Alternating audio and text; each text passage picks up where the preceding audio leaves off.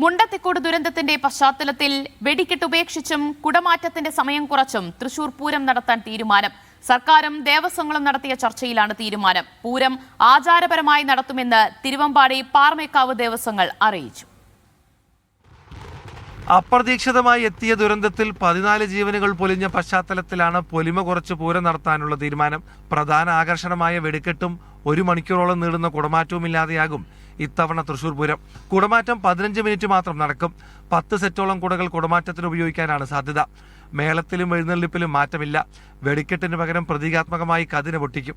പാറമേക്കാവ് വിഭാഗത്തിന്റെ ചടങ്ങുകൾ എല്ലാം പതിവ് പോലെ നടക്കും. വെടിക്കെട്ട് പൂർണ്ണമായിട്ടും ഒഴിവാക്കും. പ്രതീകാത്മകമായിട്ട് ഓരോ കതിനയോ ഓരോ കുഴിമിന്നലോ മാത്രം പൊട്ടിക്കും. കുടമാറ്റത്തിൽ കുടകളുടെ എണ്ണം കുറയ്ക്കും. ആചാരങ്ങൾ പാലിച്ച് പൂരം നടത്തുമെന്ന് തിരുവമ്പാടി ദേവസ്വം അറിയിച്ചു.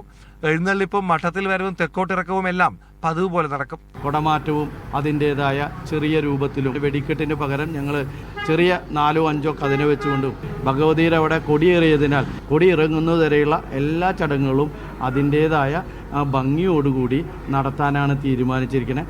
പൂരം നടത്തണമെന്ന തീരുമാനവുമായാണ് തിരുവമ്പാടിയും പാറമേക്കാവും എത്തിയതെങ്കിലും സർക്കാരുമായുള്ള ചർച്ചയിലാണ് സമവായമായത്.